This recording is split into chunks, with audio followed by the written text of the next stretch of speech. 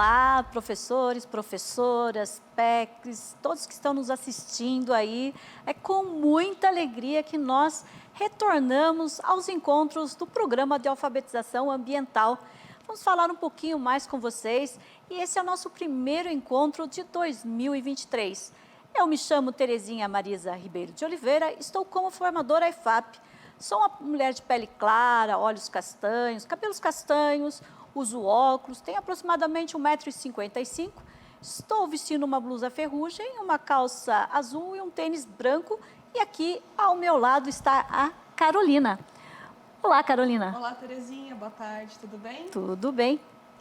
Bom, gente, eu sou a Carolina, eu sou bióloga, trabalho na Secretaria de Meio Ambiente, Infraestrutura e Logística do Estado de São Paulo. Eu sou uma mulher de 39 anos, tenho aproximadamente 1,70 m, cabelos escuros, pele clara e olhos esverdeados.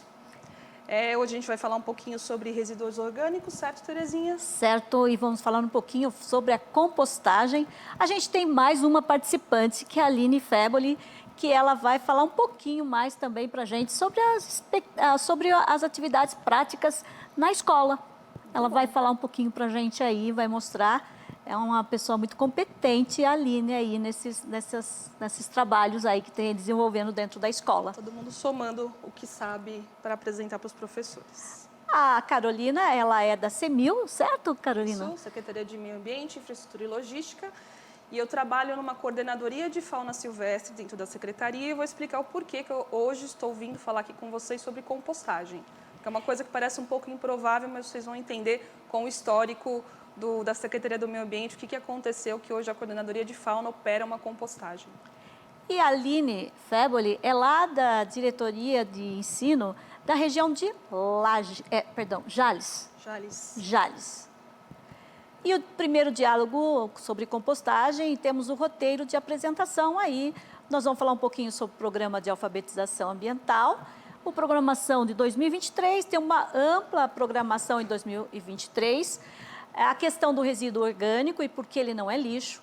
Diferentes técnicas de compostagem, como construir um minhocário doméstico, como construir uma composteira, pontos importantes para a criação e manutenção da compostagem. Abordagens pedagógicas possíveis com o uso da compostagem. Temos as referências e daí vem a apresentação da Aline, da PEI, Arthur, da Diretoria de Ensino de Jales. Isso. O primeiro diálogo sobre a compostagem, a gente vai falar um pouquinho da resolução conjunta CIMA SEDUC, que é a de 2019, ainda era CIMA. O público-alvo são os profissionais PECs de 4 áreas de conhecimento, equipes gestoras, professores, funcionários e todas as etapas dos anos iniciais, finais do ensino fundamental e médio. Os objetivos do programa é promover o desenvolvimento de temáticas socioambientais nos processos de ensino e aprendizagem nas unidades escolares da rede pública de ensino, em consonância, logicamente, com o currículo paulista, dependendo para contribuir e implementar as políticas aí de educação ambiental formal nas escolas e contribuir para a ampliação do repertório teórico metodológico dos profissionais estudantes da rede, aí o arcabouço teórico para os professores, certo? Subsídio para eles. O diálogo de 2023, compostagem, é o primeiro diálogo, mas nós teremos aí também outros diálogos que se iniciarão no dia 18 de maio, teremos uma ATPC. O segundo diálogo será em 13 de junho, o terceiro, dia 25 de julho, o quarto diálogo, 5 de setembro, o quinto, 17 de outubro e o sexto diálogo seria 28 de novembro.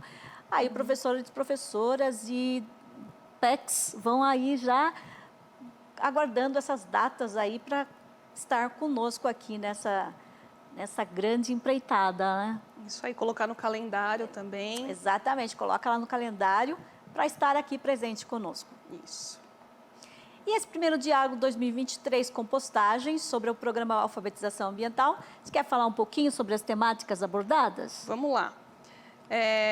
A gente está dentro da temática ambiental, ela é muito abrangente, né? A gente tem muita possibilidade de explorar, de fazer recortes, mas a gente tem 4 principais temáticas, que a primeira é conservação da biodiversidade, né? Que a gente tem um arcabouço também legal muito grande de tratados e normativas nacionais, internacionais e do próprio Estado de São Paulo, né? A gente tem que entender, a gente também vai abordar isso um pouquinho em resíduos sólidos, que tudo começa com os tratados internacionais e isso acaba também refletindo no nosso estado e também no município. Então, isso vai acontecendo com todas as temáticas que serão apresentadas.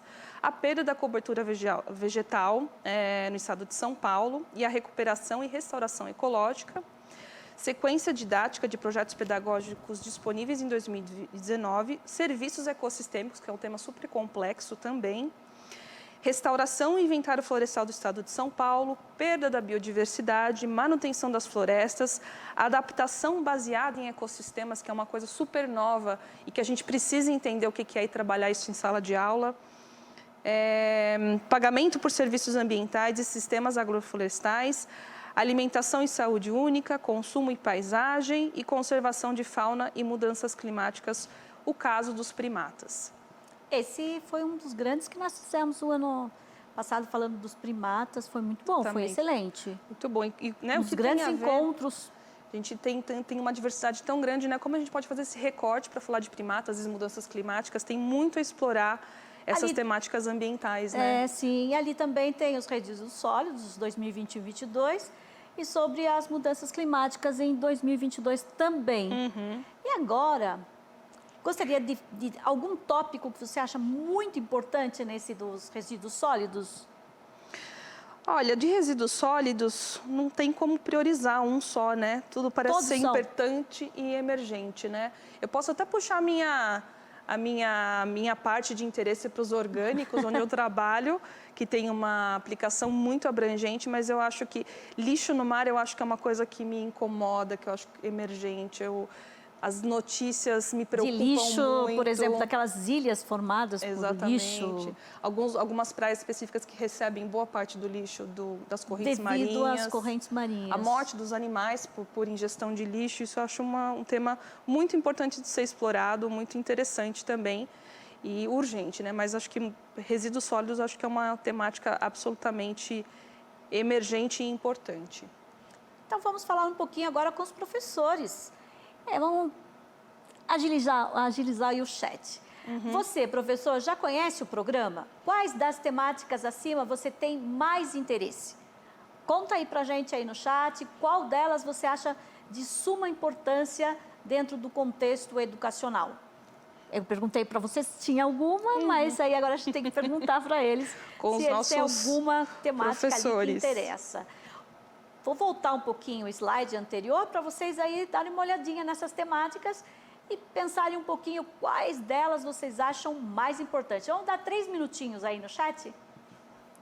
Eu acho, Terezinha, que mudanças climáticas é uma questão, primeiro que ela é emergente, mas eu não sei se os professores concordam comigo, mas é uma temática que ela parece tão abstrata, né? A gente vive as mudanças climáticas, a gente consegue sentir no nosso dia a dia quem mora em grandes cidades, mas na hora que você vai explorar, entender esse tema, ela parece um pouco abstrata porque você começa a falar de temas ou questões que vão acontecer no futuro, né? E a gente já sente hoje, mas a gente ainda sente como se fosse uma questão abstrata nas nossas vidas. Então, eu acho um desafio trabalhar isso em sala de aula também. Acho muito complexo e muito emergente também, porque a gente ainda tem prazo aí para cuidar das mudanças climáticas e reverter esse quadro, né? Então, a Maria Jovelina, ela fala assim, todas são de suma importância, como você falou, que era difícil de escolher uma dessas temáticas, mas acho legal falar sobre os 17 Objetivos do Desenvolvimento Sustentável. Os ODSs.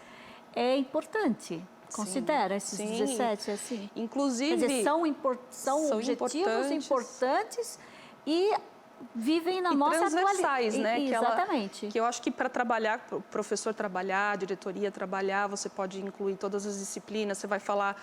As ODSs falam desde questões sobre erradicação da pobreza até igualdade de gênero. São temas complexos, são temas que você precisa até consultar especialistas, mas que você consegue trabalhar, inclusive, de forma transversal em sala de aula. Eu acho super interessante essa recomendação aí.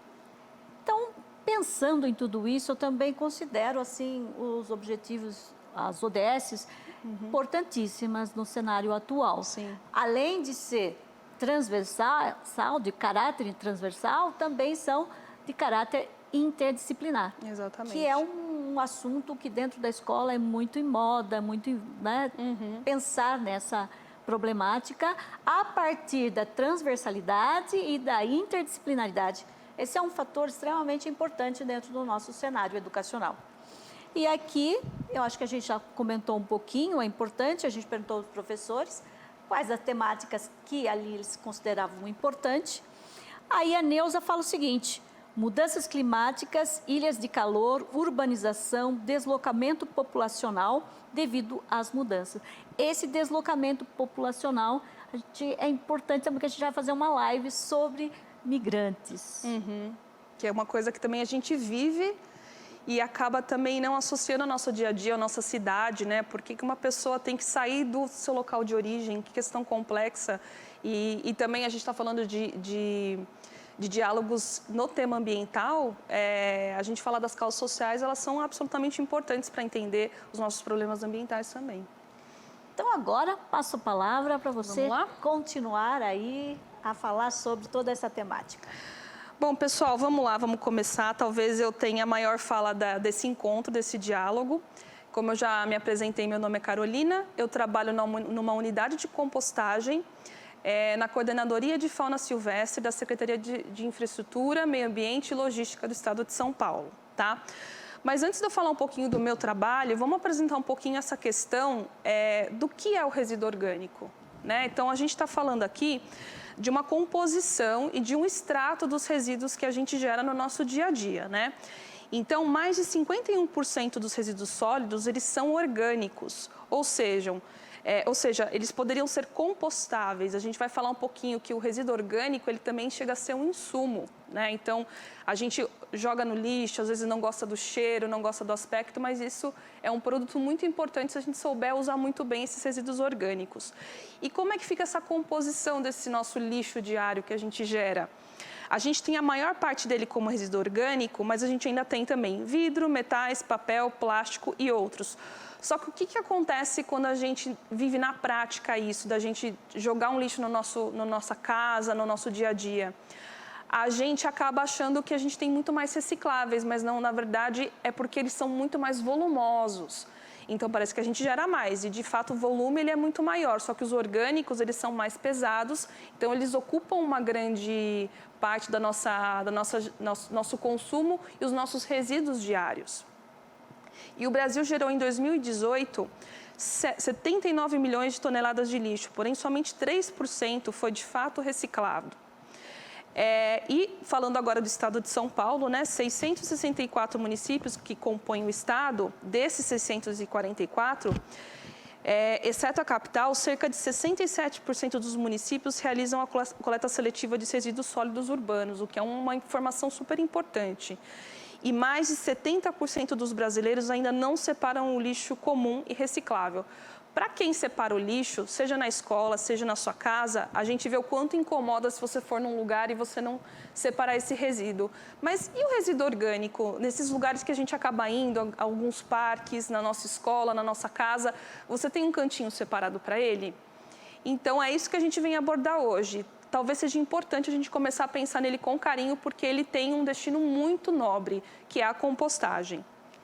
Então, agora, para a gente falar um pouquinho do nosso universo escolar, né, a composição de resíduos sólidos gerado em uma escola, a gente tem uma situação bem parecida com o que a gente tem de indicador do Brasil, né, que a gente tem 62% de resíduos são alimentos do universo escolar, 20% são rejeitos. Que rejeitos são esses? Normalmente são aqueles materiais que a gente não consegue reciclar, ou porventura eles estão sujos, ou de alguma forma a gente não consegue colocar ele para uma coleta seletiva.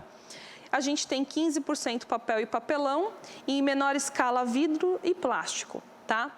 Então, mais da metade do resíduo que é gerado em uma escola se refere à fração orgânica, resíduos de alimentos, manutenção de áreas verdes. Uma separação correta dos diferentes tipos de resíduos sólidos permite uma destinação apropriada dos mesmos, em especial dos resíduos orgânicos, que podem ser utilizados em projetos de compostagem e ações educativas. E aí que a gente vai entrar hoje nas nossas experimentações. A gente vai falar um pouquinho sobre compostagem em grande escala, em menor escala, e pegar o projeto da professora Aline, que é um projeto que ela aplicou para a gente ver como é que foi lá na escola dela. Falando um pouquinho no que a gente tinha falado também, de como é que funcionam esses tratados internacionais e como isso acaba sendo desdobrado na nossa vida, a gente tem o que regra essa gestão de resíduo no nosso dia a dia. São as políticas nacionais, estaduais e municipais. Aqui no estado de São Paulo, a gente tem a política estadual dos resíduos sólidos e a política nacional de resíduos sólidos. E tudo acontece assim, gente. Temos um tratado maior que fala temos que reduzir os resíduos, de que instrumentos que a gente tem para fazer isso. E tudo isso vão ser o quê? Desenvolvidos políticas que vão ser aplicadas em várias escalas, nacionais, estaduais, municipais e até regionais, dependendo do local que a gente morar, tá? E a Política Nacional de Resíduos Sólidos e a Nacional, ela tem uma pirâmide de prioridades, que é o que a gente deveria adotar e que a gente se esforça tanto para adotar, na verdade, né? Mas que, na verdade, o cenário atual, ela nos apresenta uma condição muito inversa disso. Então, a Política Nacional e Estadual de Resíduos Sólidos, elas buscam mudar o paradigma de produção e de consumo. Então, o nosso desafio hoje é a não geração de resíduos sólidos. Se eu puder não consumir, se eu puder evitar embalagens, se eu puder evitar esse tipo de geração, esse teria que ser o topo da minha pirâmide, né? Uma pirâmide inversa. Em segundo, a gente deveria priorizar a redução dessa geração, se a gente não puder evitar esse consumo.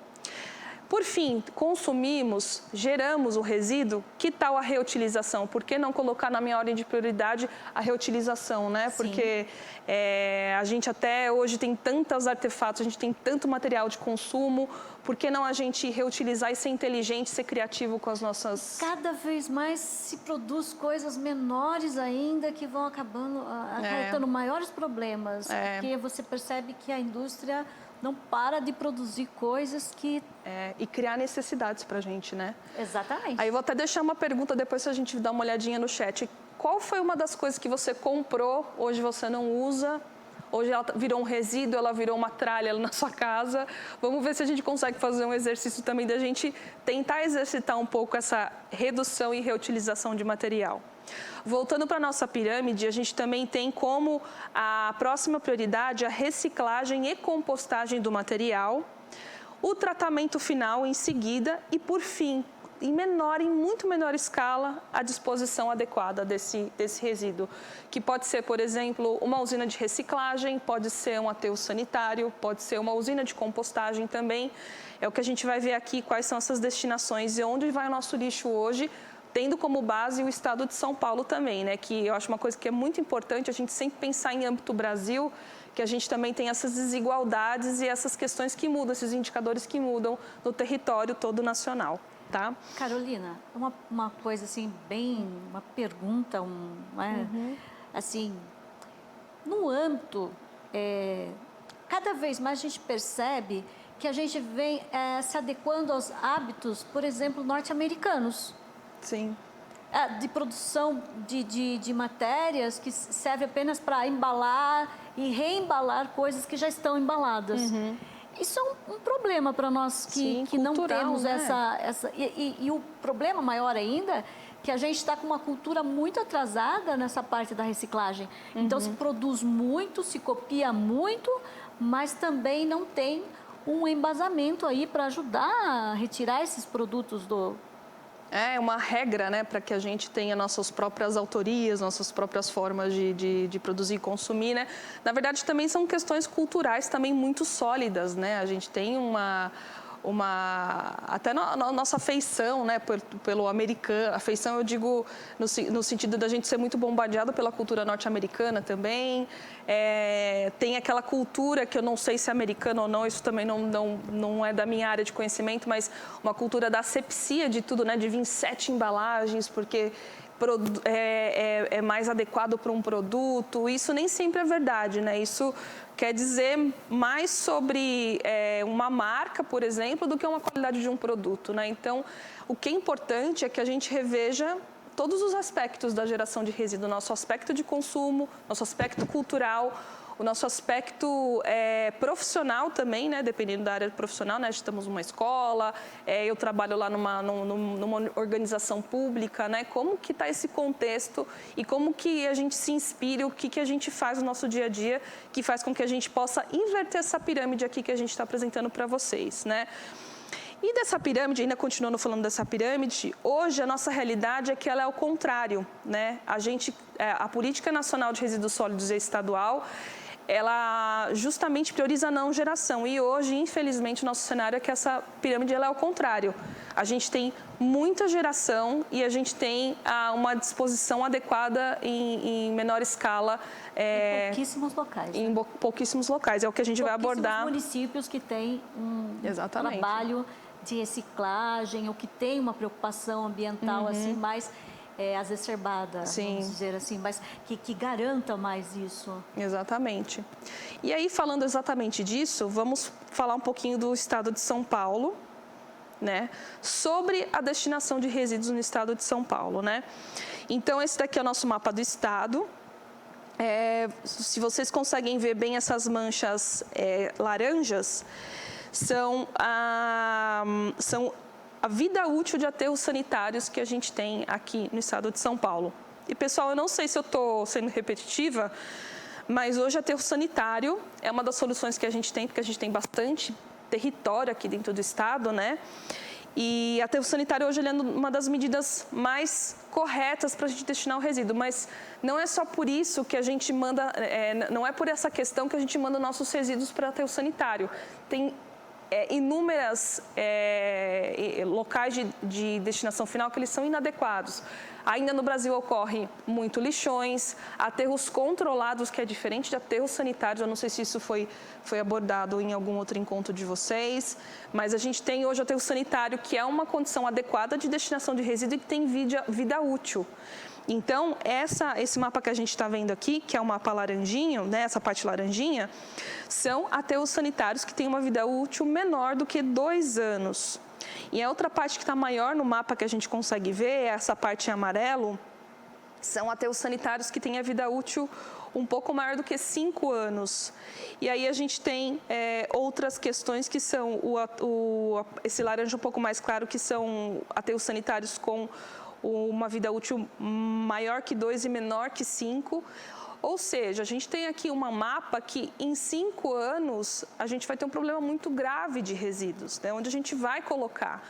A gente pode até arranjar outros locais fora do estado? Podemos, mas o que vai acontecer? Isso vai custar muito, inclusive para munícipes, para cidadãos. Então, a gente precisa entender que virar essa pirâmide da não geração é a nossa melhor opção nesse momento para que a gente tenha maior vida útil dos aterros, ou melhor, né? Por que não, num futuro, o fim dos aterros sanitários? Hoje a gente se fala muito de aterro zero, né? Hoje tem muitas empresas que adotam esse princípio do aterro zero, porque eles não querem mandar nada para aterro sanitário, considerando sim que a vida útil vai acabar desses locais. Então, por que não a gente explorar essas opções de destinação, né? E falando um pouquinho de dados do estado de São Paulo, em 2018, cerca de 44% das prefeituras destinaram seus resíduos para aterros sanitários com a vida útil menor ou igual a 5 anos. A situação é ainda mais crítica para 26% do total dos municípios que destinam para aterros que possuem vida útil menor ou igual a 2 anos. Então, para a gente ver que sempre quando eu vejo eu não sei você, Terezinha, mas sempre quando eu vejo esses dados, eu fico preocupadíssima, fico pensando nisso antes de dormir.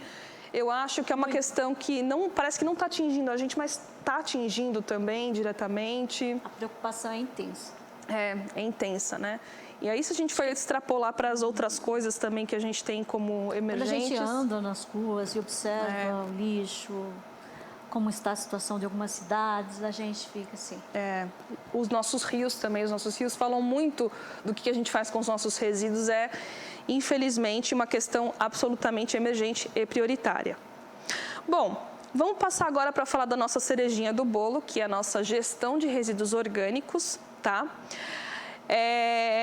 Que é uma estratégia, já que a gente viu lá no começo dos slides, né, lá da nossa apresentação, que o resíduo orgânico ele ocupa lá cerca de metade das nossas demandas de resíduos que a gente gera no dia a dia, por que não uma opção para dar uma destinação adequada a esses resíduos específicos? E o que a gente veio apresentar aqui hoje são a nossa possibilidade de fazer compostagem.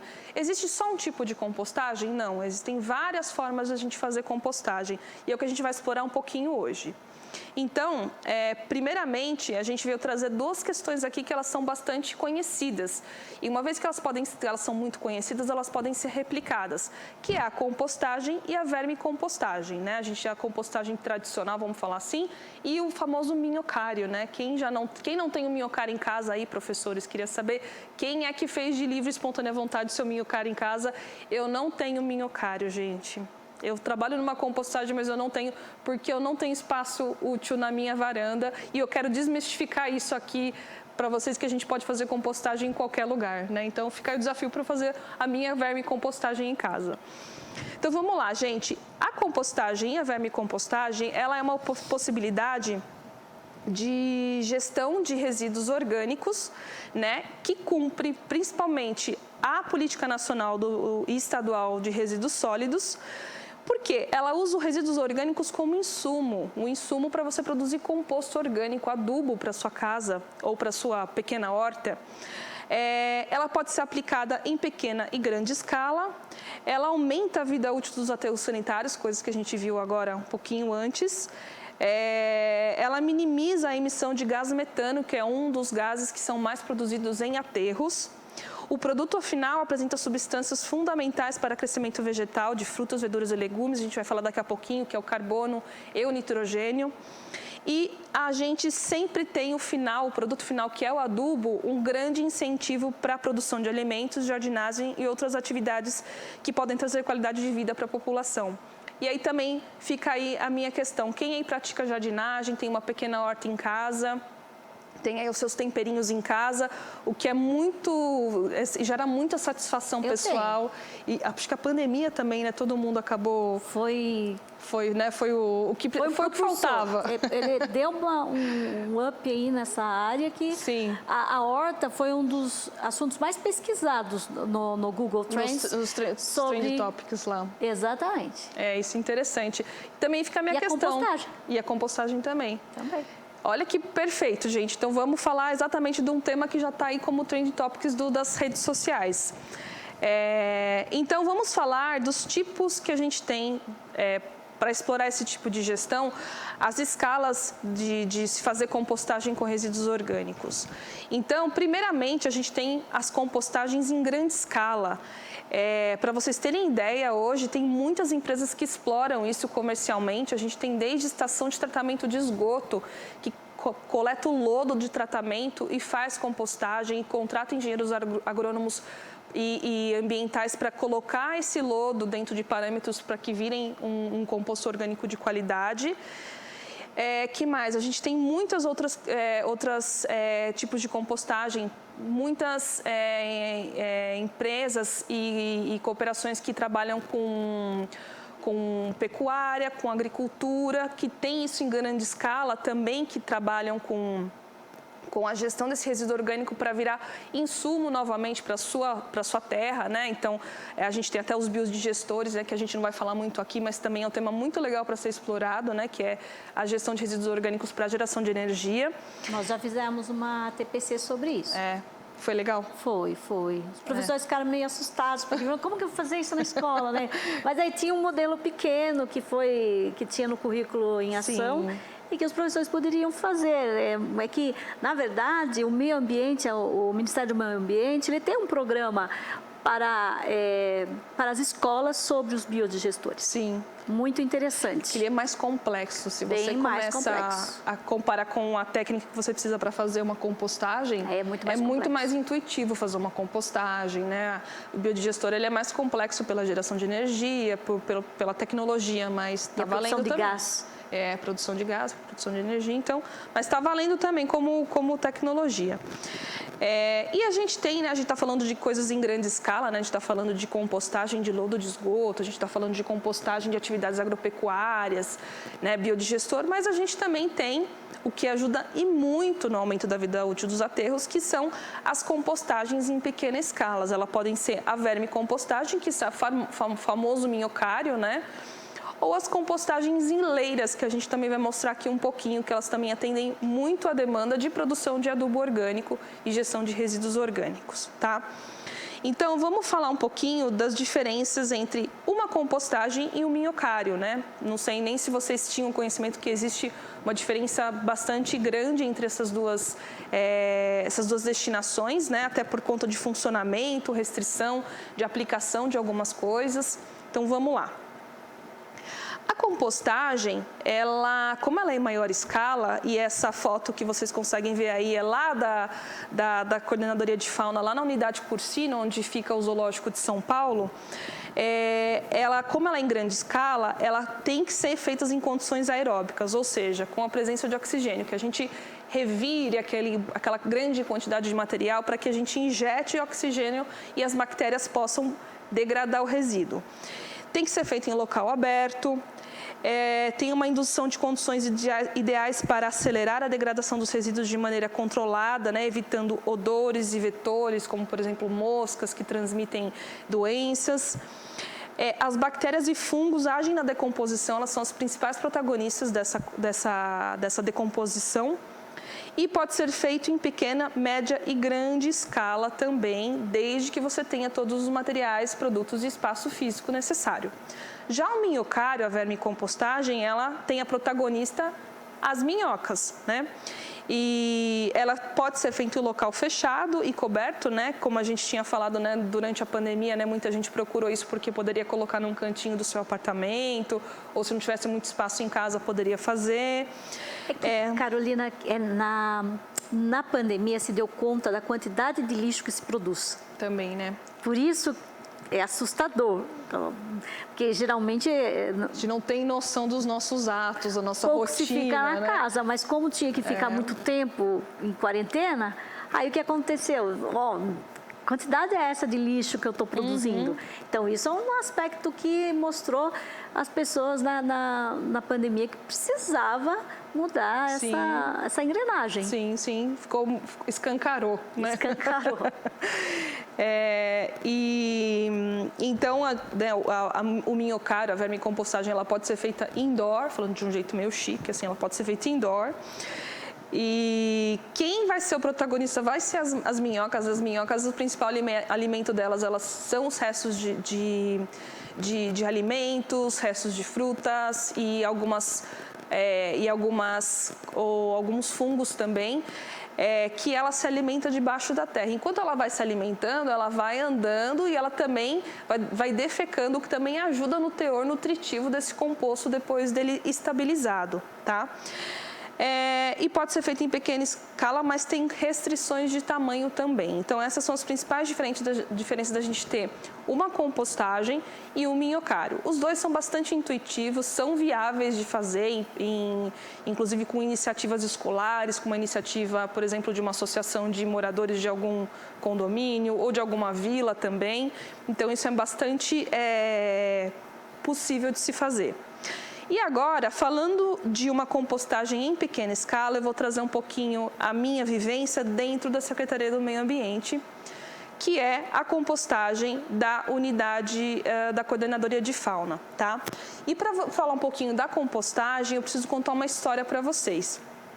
Por que tem uma compostagem dentro de uma Coordenadoria de Fauna?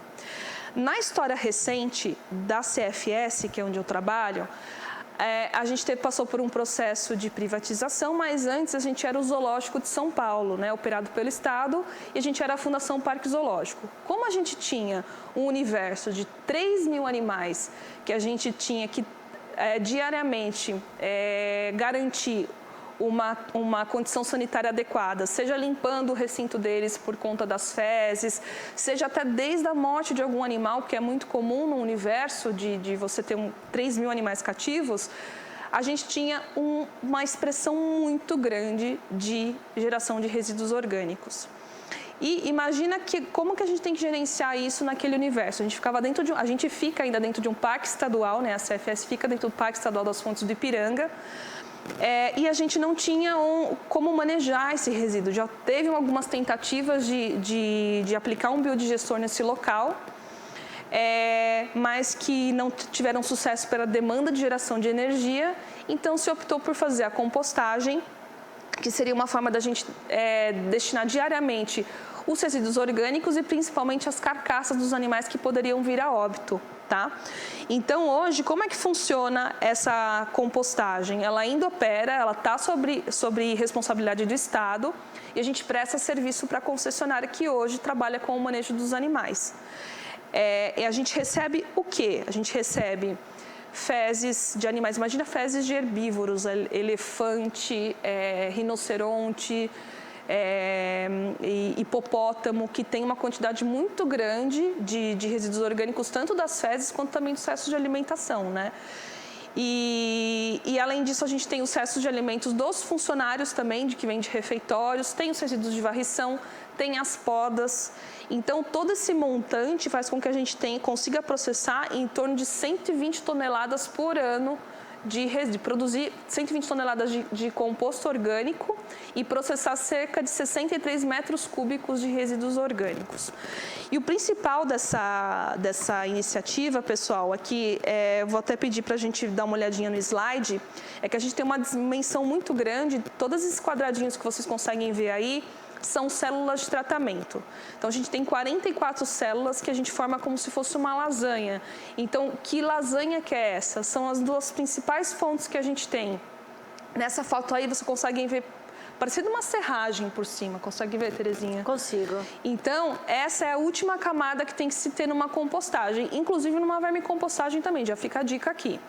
Porque a gente faz camadas intercaladas de resíduos de serragem, que são as podas trituradas, e os resíduos que a gente considera molhados, fontes de nitrogênio, ou seja, restos de animais, fezes, frutas e outras coisas. E aí a gente vai intercalando com outra camada de serragem, com outra camada de resíduos molhados e finaliza com uma camada de serragem. Para quê? Para evitar a proliferação de moscas. E o cheiro? E o cheiro também. Faz toda a diferença. É porque muitas pessoas falam, não faço porque tem muito cheiro, né? É porque não está fazendo corretamente. Exatamente. Então, a serragem, ela é amigona nesse sentido de você manter um lugar bastante agradável e com a própria compostagem e a degradação acontecendo. Até porque se você não coloca muito a serragem por cima, pode ser que dê algum problema, inclusive com a atração de vetores, isso pode estabilizar sua compostagem. Bom, voltando aqui para a compostagem, o que a gente descobriu com o passar dos anos e com a manutenção da unidade de compostagem? É que a gente tem um potencial de pesquisa biotecnológica. Tudo começou com um projeto de pesquisa da FAPESP, que fizeram alguns isolados das bactérias que estão na compostagem e se descobriu muitos potenciais micro-organismos que podem ter ação biotecnológica. Vou dar um exemplo de uma ação biotecnológica. Um organismo que pode, por exemplo, degradar petróleo, por exemplo. Então, existe hoje um biobanco. Esse biobanco, ele preserva essas bactérias que foram achadas na unidade de compostagem que a gente pode explorar para pesquisas. E, por fim, voltando aqui um pouquinho no nosso slide, para a gente ter uma noção o quanto que a gente tem de demanda de resíduos orgânicos. Para vocês verem, a segunda foto é um slide que a gente tem um close dos nossos resíduos orgânicos de uma única célula de tratamento. Se a gente tem 44 células de tratamento, então a gente tem uma demanda muito grande de processamento de resíduos, tá? Quais são as restrições de aplicação que a gente tem nessa compostagem, pessoal, que está acompanhando a gente? O fato da gente processar carcaça de animais, ele restringe um pouco a aplicação do resíduo orgânico, né? Embora seja uma grande via que a gente tem para destinar os nossos resíduos orgânicos, a gente não pode aplicar em qualquer lugar esse composto por ter feito a degradação das carcaças. Então, a gente só pode usar isso internamente dentro de todas as unidades que estão relacionadas com a gestão da compostagem, a empresa concessionária e a coordenadoria de fauna, tá? Bom, então essa é uma vivência que a gente tem da unidade de compostagem em grande escala. Agora, a gente falando um pouquinho em compostagem em pequena escala, a gente já falou um pouquinho da própria vermicompostagem do minhocário, mas a gente também tem outras formas de a gente fazer através de leiras, né? Então, a gente vai ver daqui a pouquinho que essa em pequena escala elas podem ser realizadas em pequenos associações, em pequenos grupos de pessoas, numa escola, por exemplo, e essas leiras aí, que são em pequena escala, elas podem ter, acho que até 1 metro quadrado, já dá para a gente começar uma compostagem em pequena escala, que não seja um minhocário, né? O minhocário, gente, eles têm algumas restrições de aplicação, de colocação de alguns tipos de resíduo orgânico que a gente vai ver agora em seguida. Como construir um minhocário, né? Acho que o que a gente vem entendendo aqui é que a gente quer muito colocar a mão na massa, a gente quer muito aplicar os nossos conhecimentos. Então, como fazer um minhocário? Primeiro que hoje a gente consegue até achar para comprar na internet, né? Minhocas californianas, que elas são muito... são as melhores hoje para a gente se fazer uma vermicompostagem em casa. Mas a gente também tem outros meios, comprar as nossas caixas, reutilizar baldes, reutilizar, né, materiais plásticos também, para a gente fazer o nosso próprio minhocário. Então, aqui vai um passo a passo de como a gente fazer esse minhocário. Primeiro, lugar e tamanho. Aonde você quer aplicar essa compostagem, essa vermicompostagem? É na escola? É no seu apartamento? Vamos fazer um piloto? Um piloto é ótimo para a gente ver se a gente vai conseguir fazer isso em maior escala, né? É legal. Então, eu sempre sou a favor do piloto. Um protótipo. O protótipo, exatamente. Então, lugar e tamanho, seja para o nosso protótipo, seja para a nossa aplicação. Né? Escolher o tamanho do modelo mais adequado para o seu espaço, para locais menores, pequenas quantidades de resíduos, pode ser feito até um caixote de madeira. O caixote de madeira, acho também adequado, deve ficar até bonito, mas a gente precisa ver se a caixa não vai se degradar com o uso intensivo dessa estrutura para o minhocário. A montagem foi mais ou menos parecida, a montagem de um minhocário ela é mais ou menos parecida com aquela que eu falei da nossa compostagem lá em grande escala na coordenadoria de fauna. Coloca-se uma camada de material seco, que pode ser folhas secas e serragens.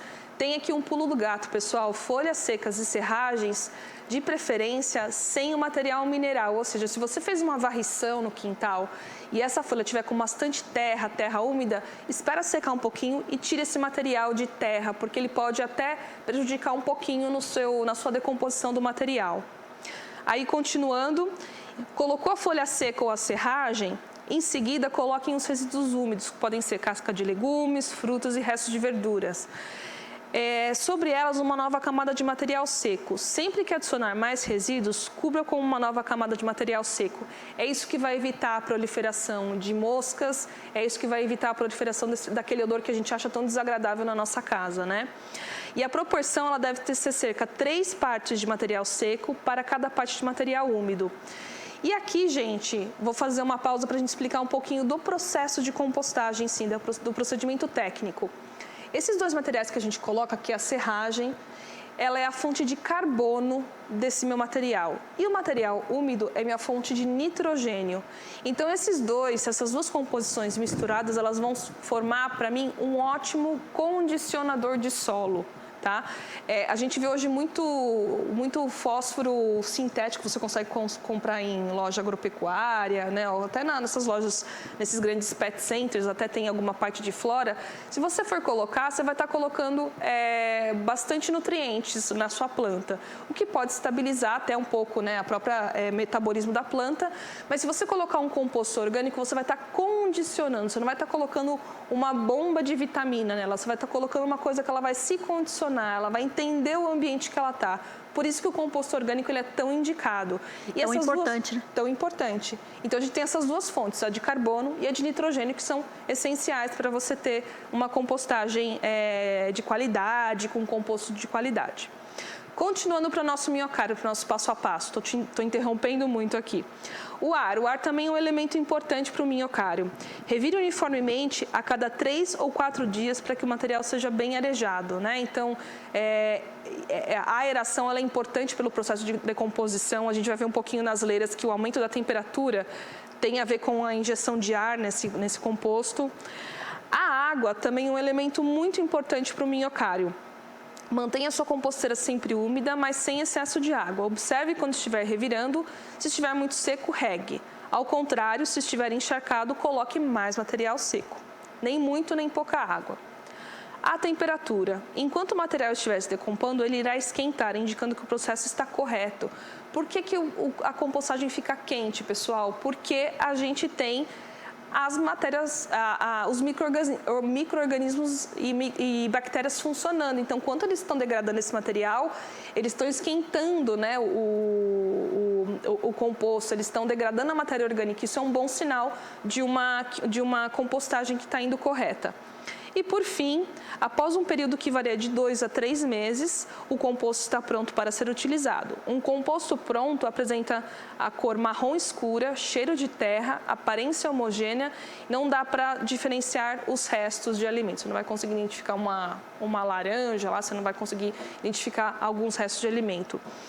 Tem uma questão ainda, pessoal, ainda falando de vermicompostagem, que é uma questão importante para a sustentabilidade do seu projeto, que é o que pode e o que não pode colocar no minhocário, né? O que você pode colocar? Sobras de casca de fruta, sobras de casca de vegetais e legumes, saquinho de chá, né? Mas o saquinho tem o papel, mas o papel também ele é uma ótima fonte de carbono. Mas esses em pequenas quantidades, a gente não pode colocar um rolo de papel, de papel folha, por exemplo, inteiro lá, que ele não vai se degradar. Casca de ovo, de preferência esmigalhada também, né, bem fracionada, podas de plantas no jardim. E folhas secas, palha, serragem também, apara de grama ou capim e papelão. O que você não pode colocar na vermicompostagem? Sobras de carnes, por exemplo, de boi, frango, porco ou peixe, laticínios, leite, queijo, manteiga, sobras de alimentos, fezes de animais domésticos como cachorro e gato e materiais não orgânicos como os tecidos sintéticos, tintas, vidro, metal, plástico e etc. Então, o que a gente consegue perceber aqui é que o minhocário ele tem algumas restrições de aplicação, não é 100% das coisas que você consegue colocar no minhocário, porque elas têm uma restrição, às vezes uma rejeição por parte das próprias minhocas que vão estar trabalhando, se alimentando lá do resíduo que você for colocar. Bom, falando um pouquinho de como construir um outro tipo de compostagem, que é em menor escala, através de leiras, a gente vai ter aqui como tipo uma compostagem termofílica, que é justamente essa que aumenta a temperatura e que faz com que essa matéria se degrade, tá? Essa compostagem termofílica ela é realizada em leiras estáticas com aeração passiva, ou seja, você não precisa ficar injetando aerando muito o seu material para que você tenha um composto orgânico de qualidade final. E como que a gente faz essas leiras aqui? A primeira coisa, muito importante, que materiais que você vai precisar. Isso é todos o começo de cada projeto, né? O que você vai precisar? Garfos agrícolas, enxada, pá, carrinho de mão, um recipiente para você separar os resíduos orgânicos, luva e chapéu, às vezes toma muita insolação também, torneira ou algum tipo de água disponível, matéria seca como folhas, podas, palhas de serragem e matéria orgânica, tá? vamos lá, como a gente fazer uma compostagem através de leiras estáticas em pequena escala. Esse esquema que você mostrou anteriormente, dá para se trabalhar muitas coisas, por exemplo, na parte de temperatura, sim, reações químicas. Sim, tem muita aplicabilidade em várias disciplinas, é bastante transdisciplinar. A gente também vai abordar um pouquinho disso para a gente dar algumas dicas para os nossos professores aqui. Então, a montagem de uma compostagem através de leiras, vocês vão ter que montar ao todo 3 leiras, mas elas vão ter aqui um passo a passo. A primeira que você for montar, ela tem que ter 1 metro por 1 metro, né? O máximo aí 2 metros quadrados, tá? Você vai começar a fazer aquela cama começando pela serragem no fundo e colocando todos os resíduos úmidos por cima e colocando um pouco mais de serragem ou palha por cima para fazer uma cobertura desses resíduos orgânicos. Essa é a primeira leira. E aí, ela vai estar em funcionamento, ela vai estar degradando esse resíduo entre 1 a 2 meses. Então, para a gente ver também que um projeto de compostagem ele leva tempo, é um experimento muito interessante de se fazer, ainda mais com alunos que você vai ter que ir lá, vai ver como é que está, você vai ver que vai diminuir o volume do composto, isso é muito interessante. A segunda parte, que é a montagem da segunda leira, é quando a sua primeira leira que você montou, ela está lá em descanso. Ela tem que ter lá 1 ou 2 meses. Nisso, você começa a montar a segunda leira, que é da mesma forma, colocando uma camada de serragem ou de palha e colocando os resíduos novos misturados em camadas acima dessa palha e fechando novamente com os resíduos fontes de carbono, nossos palhas, nossos restos de serragem. A terceira leira, ela vai estar em funcionamento, você vai montar da mesma forma, só que você já vai estar colhendo os frutos da sua primeira leira. Quando você já passou 1 ou 2 meses, você já vai estar com aquele resíduo orgânico já bastante maturado, você vai ver que ele vai estar mudando de coloração, e aí você pode o quê? Manejar as outras leiras, inclusive com o próprio composto que você já produziu da primeira, você já pode fazer a somatória nas segundas leiras, tá? E aí a gente tem aqui um beabá também de como fazer quais são os pontos importantes para fazer com que a sua compostagem ela dê certo, através dessas leiras estáticas. A primeira é que uma leira ela tem que ter no máximo 1 metro quadrado e comporta em média 600 quilos de composto, tá? Isso é muito interessante para vocês levantarem indicadores na sua escola e começarem o projeto antes de aplicar em si, ter esses indicadores. Forrar o solo com galhos e folhas largas, por exemplo, as de palmeiras, e para manter uma camada de ar, para que você consiga não injetar um ar diretamente, mas que isso chegue até o seu composto. E é preferível que a parede e a tampa da leira seja de palha, dando estrutura de proteção contra vetores e que isso também ajude na aeração e que essas camadas de ar elas chegam até a matéria orgânica. Para cada porção de resíduos úmidos colocado na composteira, 2 porções têm que ser de matéria seca. Isso dá mais ou menos aquela mesma fração que a gente falou do minhocário. Alimentar a leira a cada no mínimo 48 horas, utilizando dessas porções, não ultrapassar ao todo a altura de 1,3 metros. A partir desse momento, a leira deve ficar em repouso, maturando o composto cerca de 3 meses. E a gente vai conseguir o quê? Ter a geração contínua dos resíduos, a gente vai aplicar nas nossas leiras enquanto cada uma vai fazendo a decomposição, você vai conseguindo a cada 48 horas manejar e colocar mais desses materiais. E recomenda-se ter um espaço mínimo para as 2 ou 3 leiras, fechando o tempo do ciclo de compostagem, enquanto permite a entrada contínua de resíduos. Aqui a gente também tem um beabá, dos pontos importantes para essa leira, né? Como que a gente pode construir. A gente tem uma fonte da Embrapa que fala desse tamanho de altura e largura. Isso é muito importante a gente ter manual, acesso a manuais para isso, né? E para saber se o composto está quente, olha que dica bonitona. Use uma barra de ferro, acho que pode ser até um vergalhão, se tiverem qualquer material de ferro comprido.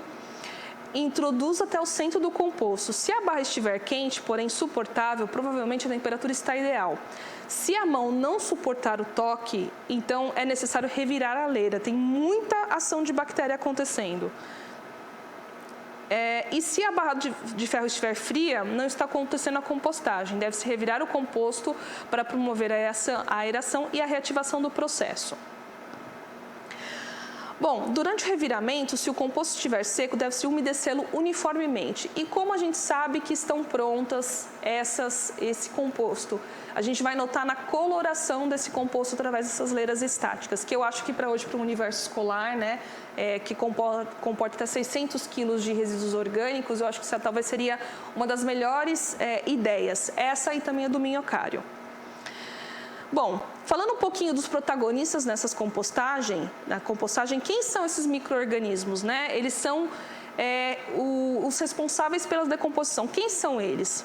Eles são os fungos, bactérias e micro-organismos como protozoários, minhocas, besouros, lacraias e formigas e aranhas. Aí, para o pessoal, professores de biologia, para a gente explorar também essa microbiota aí do composto, que deve ser um negócio muito legal para vocês fazerem com os alunos. O composto orgânico, ele atrai insetos. Durante a decomposição, o composto não deve atrair insetos nem soltar mau cheiro. Por isso, do papel que a gente falou de colocar serragem ou uma palha por cima. Se isso estiver acontecendo, basta revirá-lo mais vezes até que esse problema desapareça. Existe um meio de acelerar a compostagem?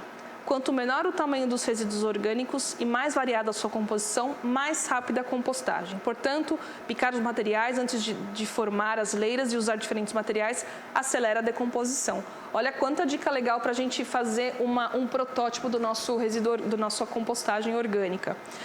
E pode-se usar o composto imaturo na adubação? Não se deve usar o composto imaturo na adubação de plantas. O composto imaturo, ao ser adicionado ao solo, continua o processo de decomposição bioquímica que pode afetar negativamente as plantas. Olha que quanta dica legal para a gente fazer depois, publicar um estudo, né? Como foi a aplicação, como foi o desenvolvimento, o que eu fiz certo, o que eu fiz errado, e trabalhar isso com os alunos. Bom, falando um pouquinho das nossas fontes, a gente tem algumas sugestões aqui de vídeos para vocês depois acessarem. E aí fica aí para vocês depois explorarem esses materiais. Por fim, gente, já está acabando aqui minha apresentação. Como que a gente pode utilizar essa montanha de coisas que a gente aprendeu de uma forma interdisciplinar na nossa escola?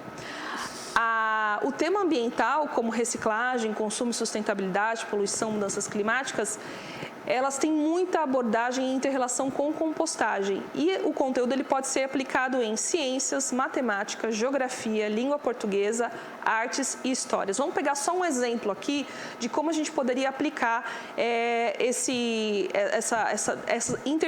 interdisciplinaridade da compostagem.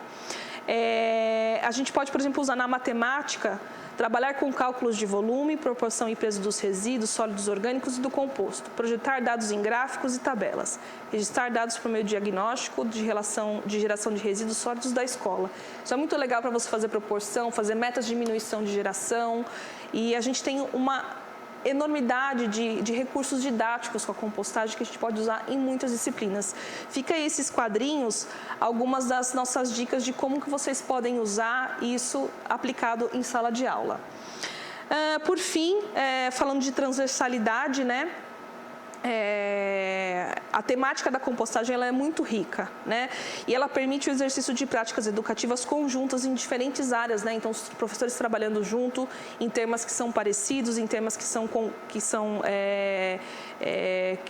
componentes ao outro, né? As seguintes abordagens sugeridas abarcam apenas alguns aspectos, mas tenham em mente o quanto o tema se expande e permite trabalhos conjuntos com os colegas das demais áreas de conhecimento. Então, linguagens e suas tecnologias, atividades de pesquisas de organização, planejamento, análise de função, de acompanhamento dinâmica do processo, abordar questões envolvidas analisando diferentes argumentos e opiniões manifestados. E acho que a gente fazer um exercício muito democrático também trabalhando essas questões da compostagem, tá?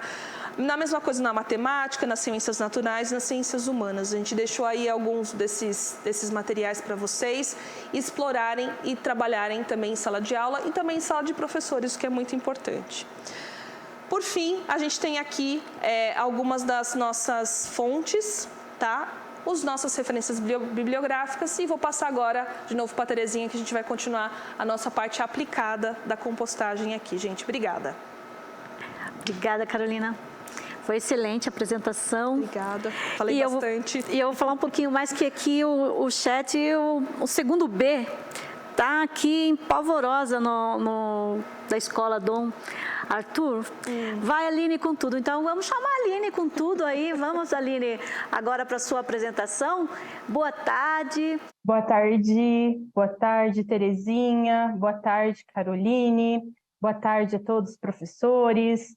Eu gostaria de agradecer o convite para participar do primeiro diálogo de alfabetização ambiental do ano de 2023. Meu nome é Aline Feboli, eu sou graduada em Química, mestre e doutora na área de Química dos Materiais pela Unesp de Ilha Solteira. Eu sou professora da Rede Estadual de Ensino, atuo na Escola de Período Integral Dom Arthur Horstais, que faz parte da diretoria de ensino da região de Jales. Sou professora, sempre fui muito adepta às questões socioambientais e hoje eu vou contar para vocês como surgiu a ideia de trabalhar a temática meio ambiente na escola. Então, no ano de 2021, trabalhando com o tema Agenda 2030, 17 ODS, junto com os alunos, nós decidimos adotar algumas medidas para fazer com que a escola se torne um ambiente mais sustentável. Então, nós estabelecemos algumas pequenas ações para que eles pudessem ser protagonistas dessas ações sustentáveis, tanto na escola quanto na sociedade. Tudo começou de uma forma muito simples e com uma única turma.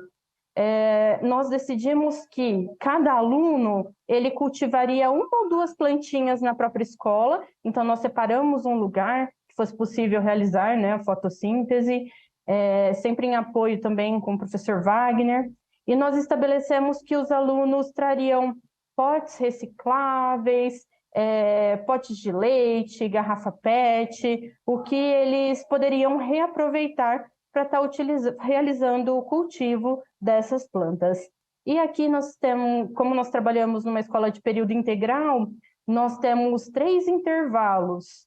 E nesses 3 intervalos eles fariam o cultivo dessas plantas, eles faziam, né, esse cultivo.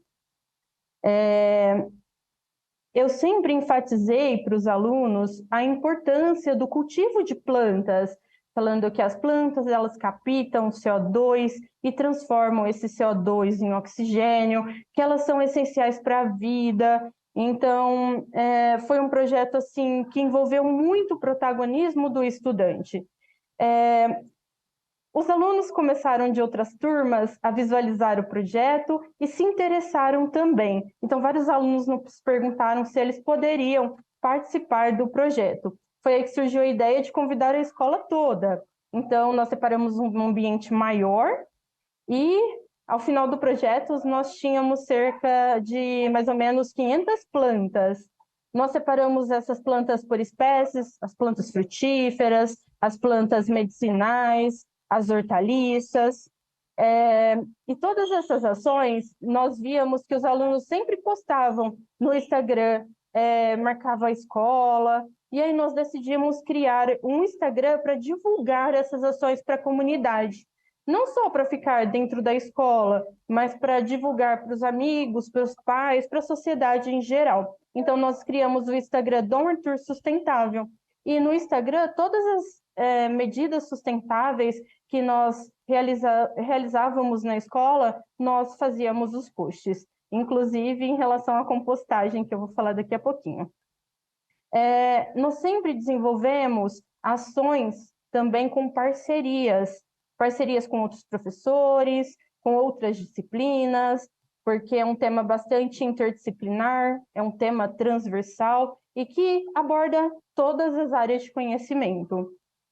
Aqui na escola nós também realizamos a Semana do Meio Ambiente, Houve também o desenvolvimento do papel reciclado, que na verdade foi a ideia de um aluno que trouxe essa ideia, ele passou nas salas, divulgou, pediu para que os alunos separassem o papel para eles fazerem essa reciclagem.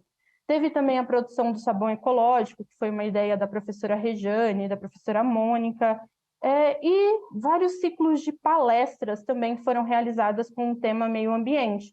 Essas palestras foram realizadas em parceria com a FATEC, que é a faculdade aqui da nossa cidade, e em parceria com a Copersol, que é a cooperativa de reciclagem do nosso município. Esse projeto, Dom Arthur Sustentável, em 2022, nós participamos de um concurso.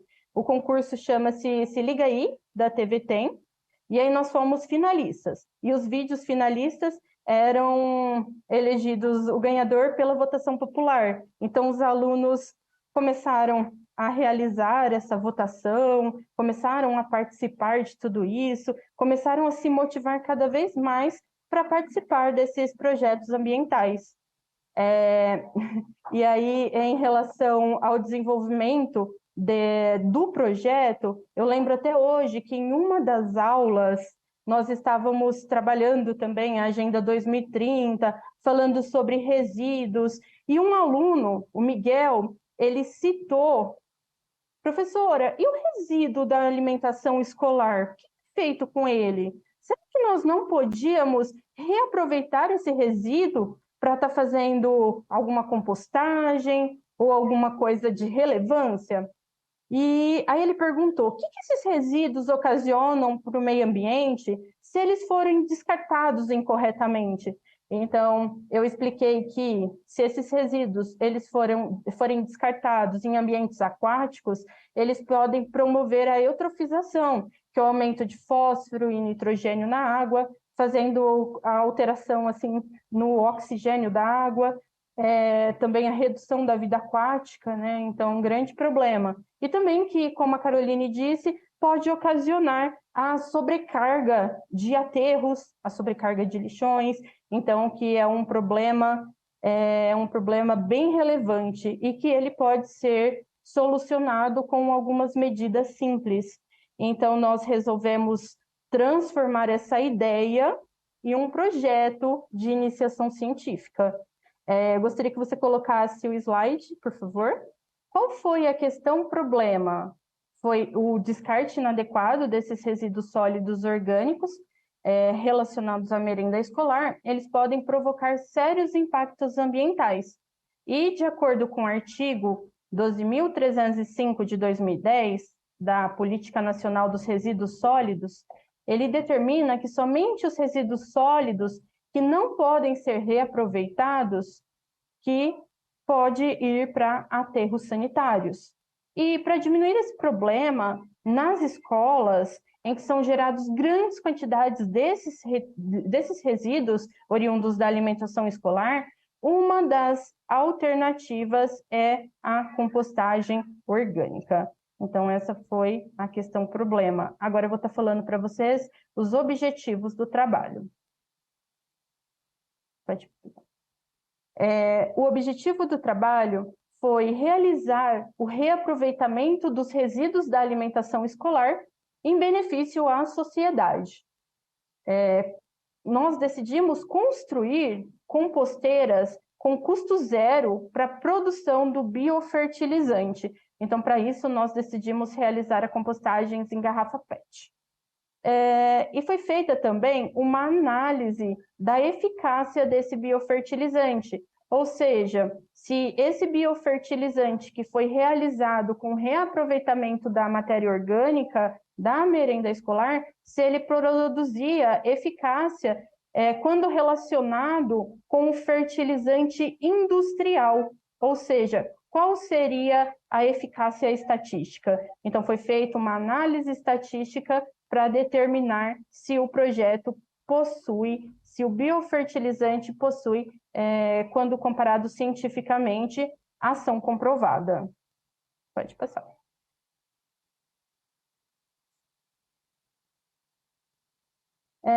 Pessoal, Só um minutinho. Como que começou o projeto? Na verdade, o projeto começou em relação à pesquisa. Então, os alunos fizeram várias pesquisas, aprenderam a buscar fontes confiáveis, aprenderam a realizar artigos de literatura científica. Para quê? Porque a compostagem, ela precisa ter uma proporção ideal, ela precisa ter a porcentagem de carbono e a porcentagem de nitrogênio de acordo. Então, ela precisa de uma determinada quantidade de oxigênio para acontecer. Então, tudo isso, eles fizeram estudos embasados em artigo científico. Então, esse foi o primeiro passo, a primeira parte do nosso projeto. Depois, nós conversamos com as merendeiras aqui da escola, que após o almoço, ela separaria os resíduos que foram escolhidos pelos alunos por ter grandes quantidades de nutrientes. Quais resíduos foram? Eles escolheram a casca de batata, casca de cenoura e casca de banana. A proporção que eles utilizaram foi de 2/3 de carbono. O carbono nada mais é do que o material seco, para 1/3 de nitrogênio, que é um material úmido, que no caso são os resíduos da alimentação escolar. Foram feitas, então, mini composteiras com garrafas PET. Então, nós reaproveitamos, né, e tudo isso para não gerar custo. E a estrutura da composteira, ela foi feita com 2 garrafas. A primeira garrafa seria a base, que funcionará como a base coletora do biofertilizante, e a segunda parte seria o funil. E a tampinha, são feitos furos, o furo é feito com metal aquecido, sempre com a supervisão de um professor. E depois nós começamos a adicionar as camadas. A primeira camada foram as pedrinhas, para evitar com que os furos sejam entupidos. Depois nós acrescentamos uma camada de terra, e acima nós colocamos os restos de resíduos orgânicos frescos.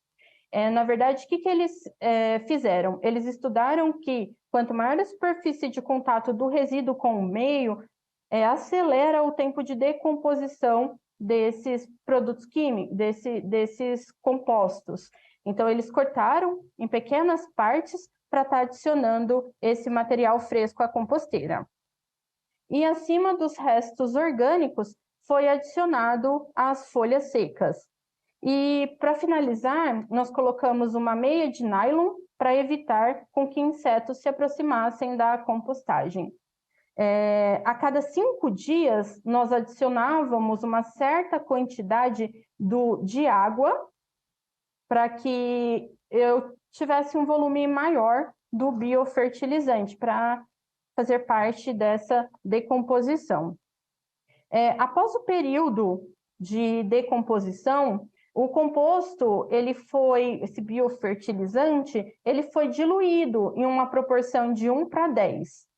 E no final do período, o resíduo foi utilizado no plantio das mudas de cebolinha. Então, nós fizemos essa análise em mudas de cebolinha para verificar a eficácia do biofertilizante. Pode passar. Aqui nós utilizamos o controle positivo. Nós já fizemos o plantio de acordo com a quantidade de mudas que nós utilizaríamos para o ensaio. Então, nós fizemos três blocos com 4 repetições. Então, antes do plantio, nós preparamos a terra com o substrato e nós fizemos as medidas da planta. Então, primeiro, eles mediram e adicionaram em um diário de bordo a altura da planta, a altura da parte aérea, a quantidade de folhas, o tamanho da raiz. Isso foi tudo no dia 0, no dia anterior ao plantio. No dia do plantio, eles fizeram um plantio, adicionaram certa quantidade de água, todos os dias eles adicionavam a mesma quantidade de água, e aí eles definiram quais seriam as mudas que seriam feitas, o controle. Então, o controle positivo foi o fertilizante industrial, que já possui eficácia comprovada cientificamente, então que já possui, que possivelmente a planta vai apresentar um resultado muito bom de crescimento. Nós utilizamos o controle negativo, que é somente o solo e o substrato. E no último bloco, as 4 repetições, nós utilizamos o biofertilizante, que foi proveniente da composteira. E após o 20º dia do experimento, os alunos realizaram todas as medidas novamente. Altura da planta, altura da parte aérea, tamanho da raiz, a quantidade de folhas.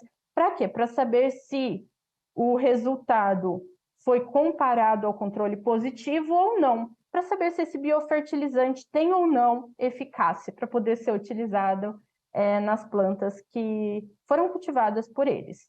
Pode passar.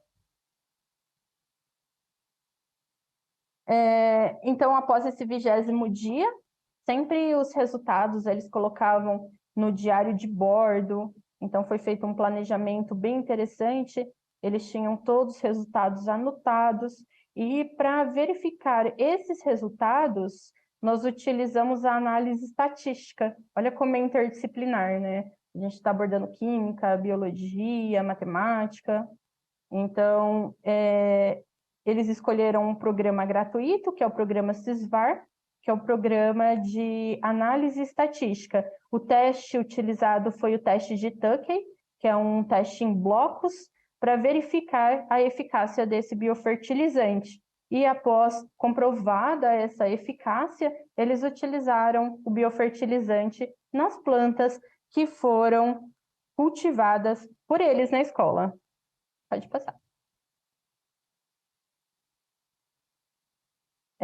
Aqui nós temos o resultado da altura da planta no dia 0 e no 20º dia, da altura da parte aérea, do tamanho da raiz, do número de folhas. Então, o que nós concluímos? Que o nosso biofertilizante, que foi feito utilizando resíduos da alimentação escolar, apresentou eficácia sem diferença significativa com um controle positivo, que é o fertilizante industrial. Então, o resultado foi muito promissor, né? Nós comprovamos essa eficácia. Pode passar. Então, nós chegamos à conclusão que o biofertilizante, ele obteve resultados semelhantes, então, ao fertilizante industrial, que essas ações, elas tiveram um efeito multiplicador na comunidade, já que os alunos replicaram essas ações em suas próprias residências e replicaram também em relação ao Dom Arthur Sustentável, né? Então, o projeto, ele resultou em inúmeros benefícios, tanto para a comunidade escolar, para a comunidade local, já que os estudantes, eles aprenderam a reaproveitar seus próprios resíduos, tornando-se, assim, protagonistas de suas ações sustentáveis e transformadoras, contribuindo, assim, com o DS4, Educação de Qualidade. Sempre formando jovens investigadores, autônomos, solidários e competentes. Nos aspectos socioeconômicos, relacionados principalmente à agricultura familiar, a utilização desse biofertilizante, ele proporciona inúmeros benefícios, como custo zero na fertilização do solo, assim incentivando a produção dos seus próprios alimentos e até mesmo o empreendedorismo. O projeto, ele contribui significativamente com essas pequenas ações com as metas que são almejadas pela ONU, pois ele contempla as 3 vertentes dos 17 ODSs, que é sociedade, economia e biosfera. Agora eu vou falar para vocês um pouquinho sobre a repercussão do projeto. Então, o projeto ele foi enviado para a FECESP, que é a Feira de Ciências do Estado de São Paulo, e nós nos tornamos finalistas. Então, os alunos já se motivaram ainda mais. Fizemos algumas alterações no projeto e enviamos ele para a Febrace. Na Febrace, nós fomos medalhistas. Então, na Semana do Meio Ambiente, foi entregue as medalhas para os alunos, que foram para os 3 alunos, o professor co-orientador e eu como professora orientadora. Eles receberam um livro dos anais do evento, então, um resumo, uma publicação, né, de um livro, então foi bem significante assim para eles. E o certificado também de participação no evento. Esse projeto, ele também foi apresentado em um diálogo de alfabetização ambiental, aqui na diretoria de ensino da região de Jales. Então, foi uma repercussão bem interessante em que os alunos se motivavam cada vez mais a participar dessas ações protagonistas, né? Nós temos desafios em relação a construir um projeto na escola? Sim, um dos desafios, eu acredito que o principal desafio é a motivação do aluno. Quando nós conseguimos motivar o aluno a realizar ações para que modifique de alguma forma o meio ambiente e ele está participando dessas ações, ele assim se torna um projeto incentivador, um projeto que ele tem vontade de participar. E a gente sempre busca por pessoas que realmente tenham interesse pela parte ambiental. Então, os alunos motivados já é muito mais fácil para implementar um projeto de iniciação científica. Outro desafio, eu acredito que é a gestão do tempo. Então, para você implementar um projeto, o projeto ele precisa ser muito bem organizado, precisa ser feita uma programação. Geralmente a gente utiliza uma agenda, um diário de bordo, para estabelecer metas, o que vai ser feito hoje, qual o tempo que eu tenho para realizar esse procedimento. Então, nós temos os prazos, então tudo isso precisa ser muito bem estabelecido. Outra coisa é sempre pedir parcerias e apoio a professores, apoio à gestão. Aqui na nossa escola nós temos um time bastante unido, os professores sempre nos apoiam no que nós precisamos, a gestão também, sempre em parceria conosco. Então, isso faz toda a diferença, porque é um tema que se você for fazer um projeto sozinho, não dá certo. Você precisa de várias áreas para estar implementando novas coisas. Então, é um desafio bem positivo, né? Essa integração de várias áreas, integração com a gestão. E outro desafio foi integrar a população, porque, na verdade, nós fizemos com que os alunos se tornassem protagonistas dessas ações sustentáveis, levando as suas plantas para a residência, construindo suas próprias composteiras, reaproveitando o resíduo também da residência, para diminuir esses impactos ambientais. Então, nós utilizamos para essa multiplicação os alunos multiplicadores e a rede social, porque na rede social o pai, o amigo, a comunidade em geral, eles participam. Então, lá foi até gravado um vídeo em que o aluno ensina a fazer essa compostagem de uma forma simples, para assim estar reaproveitando esse resíduo. Esse seria supostamente um lixo que poderia trazer inúmeros benefícios para a sociedade. E sempre, quando eu falo em relação a projeto, em relação à parte ambiental, eu sempre enfatizo para os alunos que preservar o meio ambiente nada mais é do que preservar a nossa própria vida. Muito obrigada. A gente vai agradecer toda a sua competência aí, toda a sua... E a mobilização dos estudantes que estão lá, terceiro ano, tá lá, segundo ano, todo mundo falando aqui no chat, eu tô acompanhando aqui, todo mundo falando parabéns, Aline, a Célia, o Ângelo, o Ricardo, a Gilvânia, Regina, Roseli, são vários, eu não posso falar todos aqui, porque agora a gente vai ter que encerrar. porque chegou o nosso tempo. E eu gostaria de que a Carolina falasse alguma coisa. Bom, pessoal, obrigada, parabéns, professora Aline. Fiquei muito satisfeita com os resultados, vi até análises laboratoriais, achei incrível. Graças a você, a gente tem muita esperança no futuro, pessoas como você. E aos professores, a toda a nossa audiência, obrigada pela atenção, obrigada por estarem aqui se interessando por esse assunto que é tão emergente, tão urgente. E contem comigo nessa batalha, nessa luta, como entusiasta, como ajuda técnica.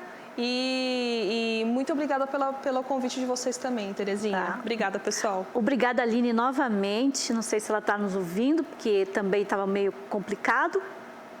Quero agradecer a todos e todas que estiveram conosco aqui, os alunos, professores, PECs, funcionários. E agradecer também à equipe. Leandro, quer falar aqui? Leandro, Gil, Ronaldo, Paulo, Basilato e Maria. Desculpa, Basilato. E a Maria. Obrigada, gente, da produção também. Excelente trabalho. Obrigada. Obrigada. Até a próxima, gente. Tchau.